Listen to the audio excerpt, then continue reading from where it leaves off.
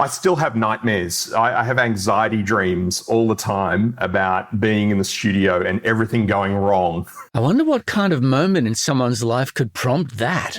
I was just seeing my radio career end in front of me. I was 19 years old. But when things really do go wrong, I lost my job at the beginning of COVID. do you stare at the closed door or do you cut a hole in the wall? My wife said to me, well, you really enjoy doing the car reviews. Why don't you start your own YouTube channel? You never know what skills you can pick up and apply somewhere else. We're moving into a bit of TV commercial production. But something else Alex has produced is a career only he could have. Life after radio is pretty sweet. May your best years be ahead of you. I'm Andy Marr, and this is Off Mic, Life After Radio.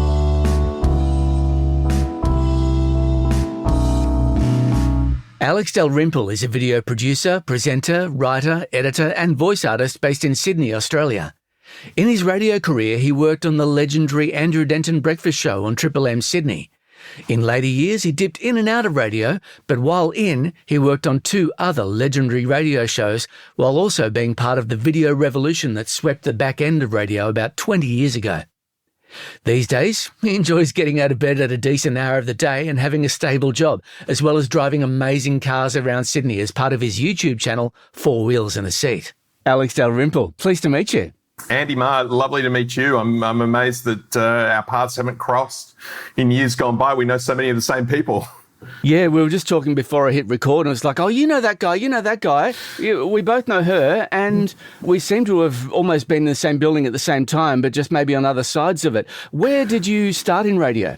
I got my start straight out of school. I sort of got the radio bug when I was a teenager. My sister's former partner was a radio announcer at FM 104 in Canberra, and we were visiting with them during the school holidays, and he took me in for a tour, and I just instantly fell in love. I was like, this is what I want to do. I did the same thing. I had a work experience day there, and it was just like, oh, this is the coolest. Yeah. And Craig was just firing off carts from the panel, and that just blew my mind. And I was like, oh my God, I don't want to do anything else. This is it. And I was completely set on it. A few months later, I managed to get work experience at Triple M in Sydney, because that was actually the nearest radio station to where I lived. That coincidentally ended up being Doug Mulray's last week on air at Triple M Sydney. And then a year after that, I actually got a full-time job there as an office assistant. And by then, Today FM had moved into the building as well. Village came in and just took over everything. Oh, look, mate. There was a lot of mate going on. They'd just blown up the format and turned it into nothing but great rock with longer blocks of non-stop rock. And it was an interesting environment. And then suddenly one day I found Andrew Denton sitting in my office, because he was coming to do the breakfast show, and he was actually coming in and asking me about, where he could find this, that, and the other thing. And Andrew Denton was a god to me.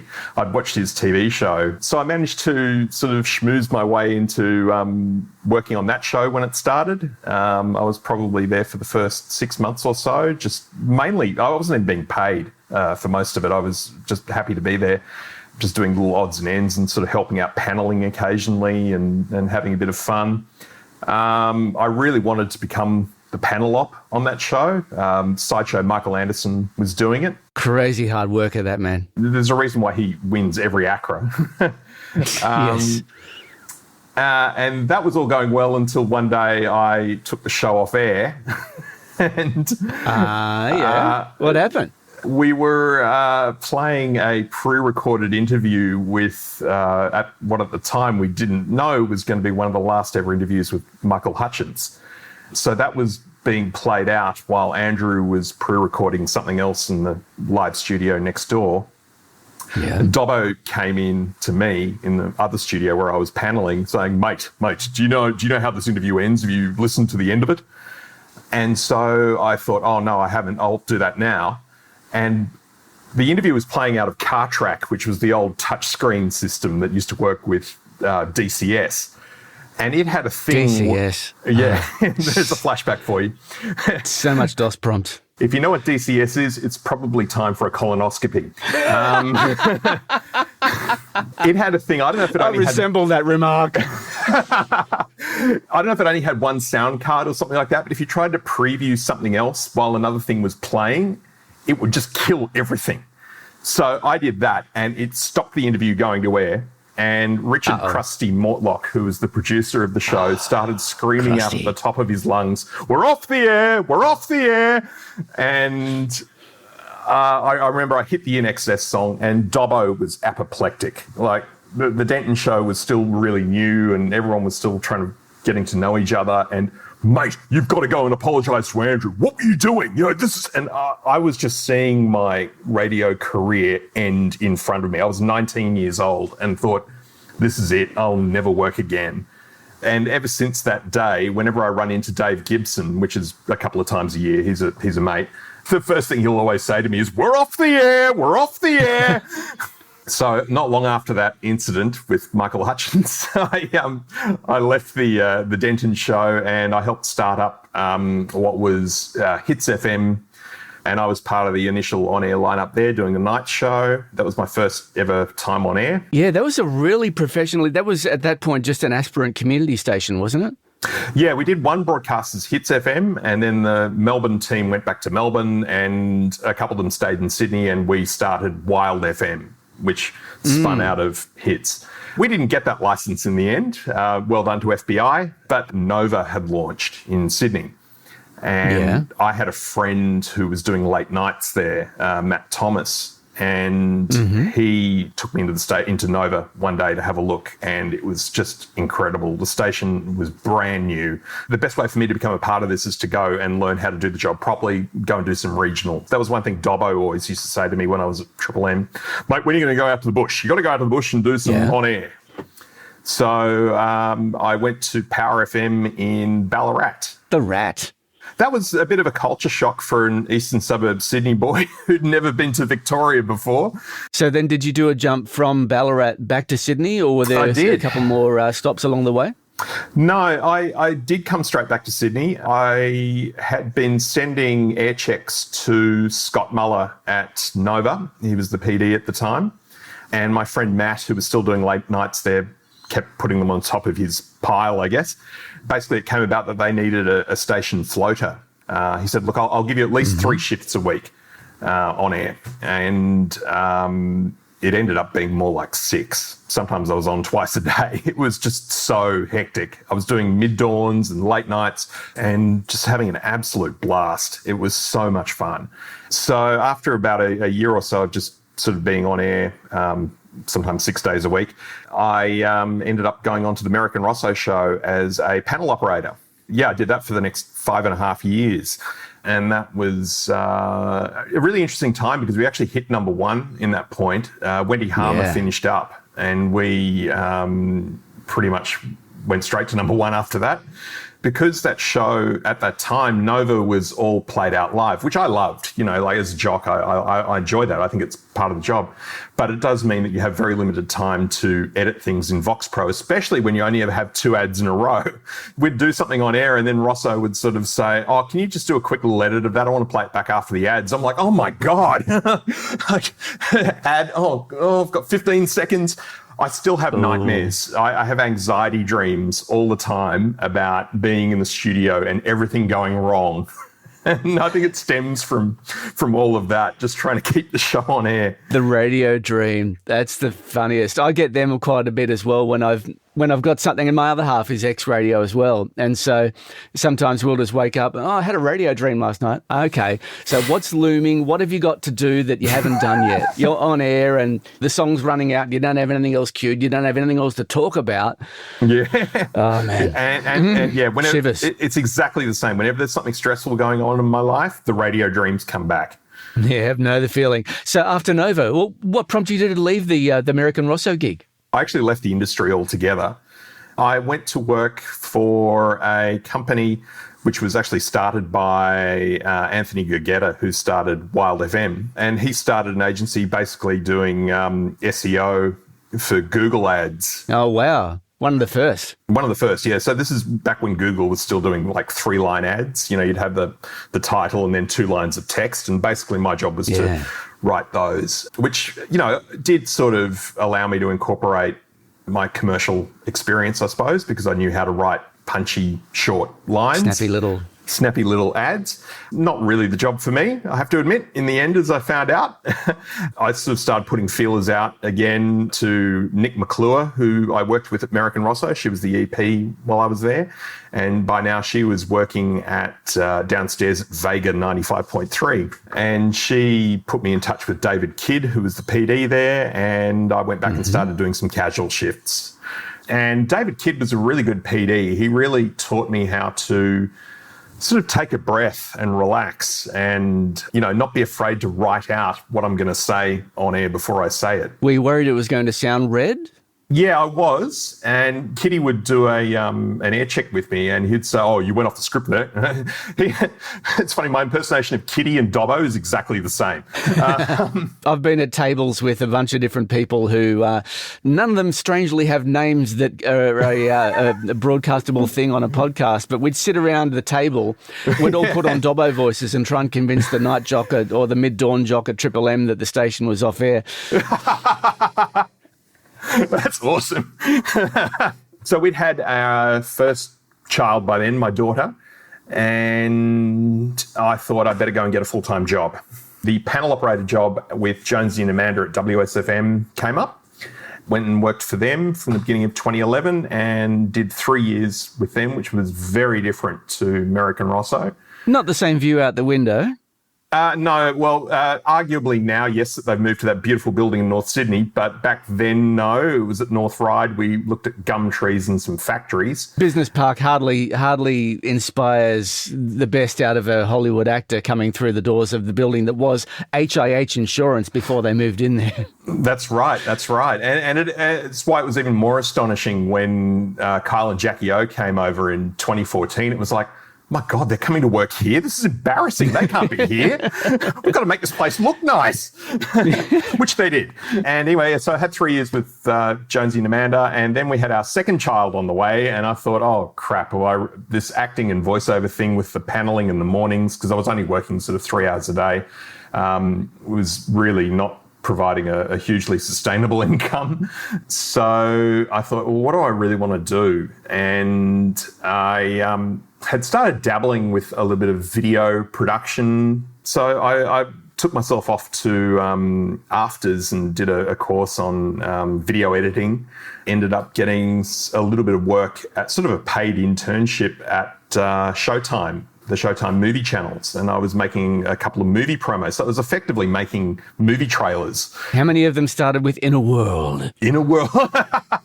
Yeah, trying to avoid every cliche possible this summer on Foxtel.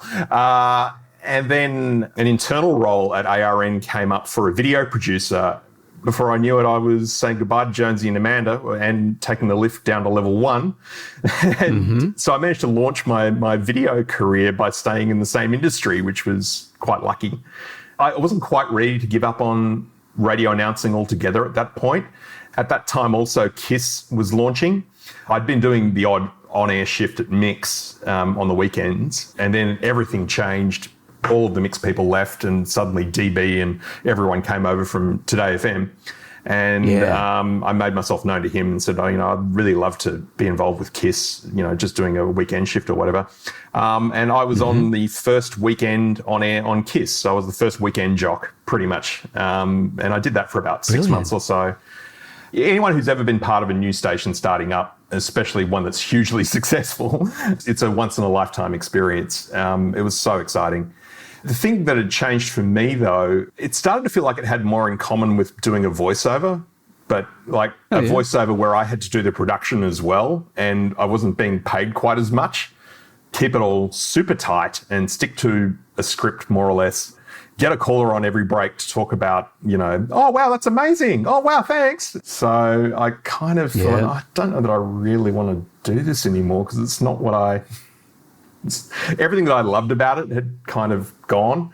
Well, Alex, before we walk out of the studio for the last time, do you want to sit down behind the virtual microphone and just give us a little bit of your on-air voice? Give us an idea of what you got. Get us to an ad break. Oh, okay.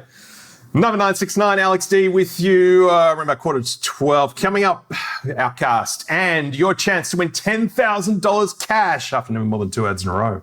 Amazing. Still coming up with Alex Dalrymple on Off Mic, Life After Radio. We find out what a workday looks like for him now, the birth and growth of his YouTube channel, and his biggest on-air mistake. And he goes, so what's the deal with this? In Australian radio, we can say words like f*** and can't we? So what came next? Men's Health were looking for a videographer to join the team, Men's Health magazine. So I went off to work in magazines, which was quite a culture shock coming from radio because a magazine office is very quiet compared to a radio station. There's no music and blaring. Men's Health, of course, none of you were wearing shirts. Yeah, well, yeah, that's part of the prerequisite. It all just falls off. Yeah. It did lead me into doing stuff with cars because I always had ever since childhood, a fairly sort of strong interest in automobiles. No one on the team at the time really knew or cared much about cars. So I just sort of put my hand up saying, yeah, I'll review the new Maserati. And that was my first car review. If I've got to drive this thing, oh my God. I drove it down to Canberra for the weekend with the family, ended up writing a 2-page article about it in Men's Health magazine and did an accompanying video. How was the first drive of a high-end vehicle like that?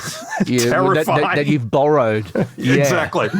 Absolutely terrifying. And I'm constantly thinking, oh my God, this car's worth about $250,000 or something. And I can't imagine you would have been adding that to the review. Like, there could have been more room for the kids in the back. It's it's not great when they would go and smudge their ice creams all over the Napa leather. But it did launch me into the car world. And then suddenly I was going off to launches for the new Audi and Mercedes-Benz. And I had no idea what I was talking about. But basically I knew more than the guy sitting next to me. So that was why I got to do it. Well, you've clearly learned a couple of things about cars because I've seen a couple of your YouTube reviews that are still on, 4 wheels and a seat. I just recently bought a car and you reviewed the car that I bought in the very colour that I bought. It was really? Okay, talk about long tail. Come on, really. Yeah, so how 4 Wheels and a Seat came about was I was working at Men's Health and then myself and about 150 other people were unfortunately made redundant. So I lost my job at the beginning of COVID, not because of COVID, it was going to happen anyway, but it was just really unfortunate timing. My wife said to me, well, you really enjoy doing the car reviews. Why don't you start your own YouTube channel? And I said, oh, that's ridiculous. Who's going to do that? And then I thought, oh, well, actually, it's probably worth a go. So I took all my Men's Health car reviews, edited them together into one promo video and sent them out to the marketing and PR departments of every car maker that I could find the contact details of. Much to my surprise, 75% of them came back and said, yeah, we'd love to loan you a car. Let us know what you want and when you want it and we'll do it. And that was 5 years ago and I'm still going. Awesome. It's a lot of fun. I get a different car every week. I try to review them from the point of view of the buyer who perhaps doesn't really quite know what they want to buy or which car they should buy.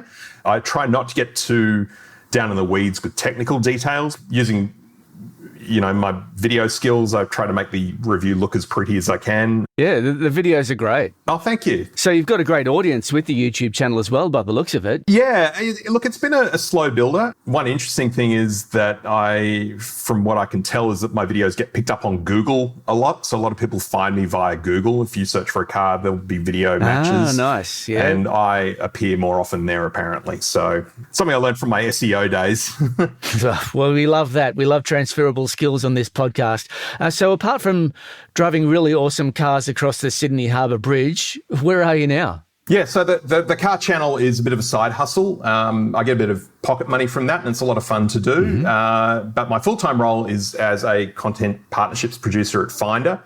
So I make branded content that's video-based for our client partners. How do you explain that at the pub? So if they want to advertise a new credit card or insurance product or a bank account, something like that, we will make a very easy to understand video explaining the features of their products. And we're moving into a bit of TV commercial production as well. So a lot of my job is now doing that. Right on. Awesome. A little bit less on the tools and a bit more behind the scenes. But we've done a couple of very successful TV campaigns, one with appliances online I've actually got something from Appliances Online arriving at my house today. Oh, excellent. You're Washing machine, you're dryer. doing your job too well. I've bought a car that you've reviewed, and I'm buying something from Appliances Online. I'm like your dream customer. Oh, you are absolutely, who we're after. And so between that and my full-time job at Finder and also still doing voiceovers, and I'm also still at radio stations constantly too. So haven't completely left the industry, and I've still got a lot of friends in it, and I still catch up with people. So I miss the people. But life after radio is pretty sweet. Apart from the people, what do you miss about the craft of radio? I miss the spontaneity and the how quickly you can move. You know, like an idea can go on air in 20 minutes or even less. You can come up with an idea while you're on air and just do it. Having worked in TV and now working online and in magazines, everything works a lot more slowly. I've been working with one client on a project for the last 18 months and it still hasn't gone live. And that's one of the things I've taken from radio into my current roles is just sort of being able to work at speed and get things done quickly. What don't you miss about radio? To be honest, there's a lot of ego. And look, I include myself in that, definitely. I think it can actually be quite humbling when you move away from radio. It's easy to sort of slip into a character. It is. And you see that happen to people around you. And not that gossip and bitchiness doesn't happen everywhere, but it feels a lot more pronounced in radio. And I don't miss that. People can really tear each other down when they want to, unfortunately. And I think in my current experience, people, tend to try and lift each other up a bit more. Yeah, I don't miss the hours. Especially what you've been describing, doing the brekkie hours for that long. It was about 9 years of breakfast in the end. I swore I'd never go back to that again. What's an average workday look like for you now? At the moment, I go into the office. We've just gone back to 5 days a week. There is still a degree of flexibility in that for people who have kids like me. Mm-hmm. I'm also... You're recording this from home right now. I'm at home right now. So I probably get in about 9-ish and work through till 5, 9 to 5. Yeah. While we work very hard, it feels less frenetic than radio. It's a bit more relaxed and weirdly a bit more productive. It's interesting where radio people turn up too. I mean, when I started at Finder, I thought, oh my God, there's going to be no one here who's ever worked in, broadcast media before, and how wrong I was about that. There's an ex-ABC announcer who's become a very good friend of mine. There's another guy who used to write comedy and is a massive Doug Mulray fan. And it's only when you sort of, start a conversation with them about your past that you actually kind of find out that, radio people are out there. So much time on air and so much time behind the panel for other people. You must have a story or two of things that didn't quite go to plan. Probably the most memorable one for me, which was kind of hilarious, was on the American Rosso show. We had Duran Duran come in. They were on tour and they came in live for a chat. Simon Le Bon was on the mic and I played their big intro, it was a big music montage and that kind of thing. And I turned his mic on.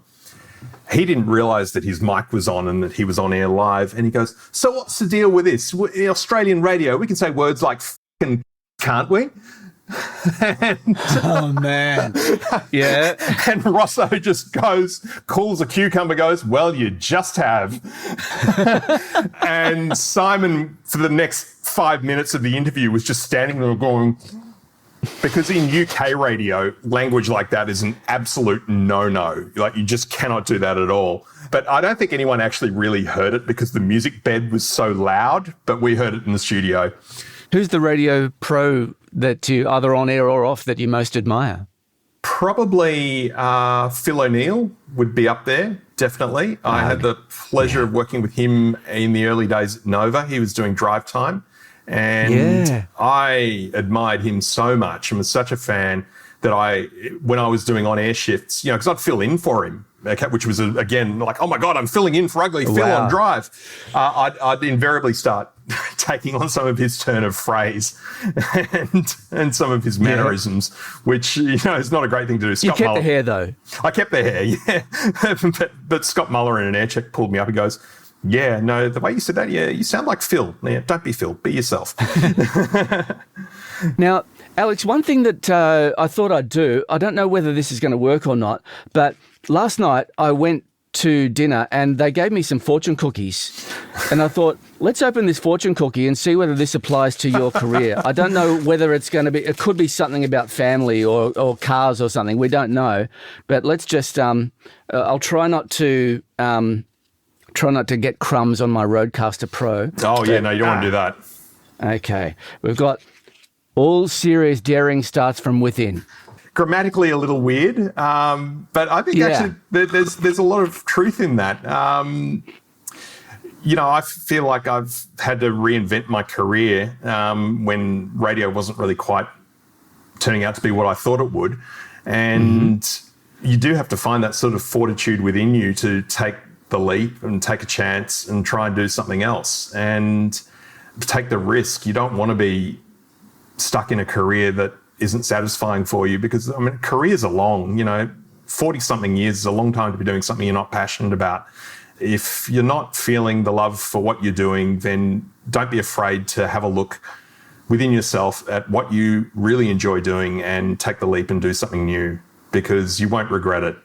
And if you get a couple of things wrong along the way, that's fine, experiment. Speaking from my own experience, there were a few years there where I was not really doing anything in particular that I really enjoyed doing, but during that time was the time to find out what that next thing was, because it's not going to come to you straight away. Wow, what a way to wrap up. Alex Dalrymple, it's been an absolute pleasure chatting with you, man. Thanks, Andy. Lovely to meet you, and thank you very much. Really enjoyed it. That was Alex Dalrymple, kicking goals in Videoland after a grueling 3 tours of duty in breakfast radio. I don't know how he did it. If you want more inspiration about how to take your skills into a new phase of your career, then writer, program director, radio announcer, and now marketing executive Stephen Walter Gerard breaks it down for you. When a company says we need a plan to make some noise in the market and increase our share of voice, then you go, I'm your person, because I know how to write, present, host, edit, build, strategize, which is gold on the ceiling when it comes to marketing in any other arena outside of radio. You can catch that amazing episode wherever you found this one. And if there's something about the transition out of radio that you'd like to know and I haven't been covering in these podcasts so far, you can let me know. Drop me a comment in YouTube or look me up on the socials. You can find me on LinkedIn, or you can find the podcast on Instagram, Facebook or Blue Sky. Just look for the podcast name Off Mic, Life After Radio. I'm Andy Marr. May your best years be ahead of you.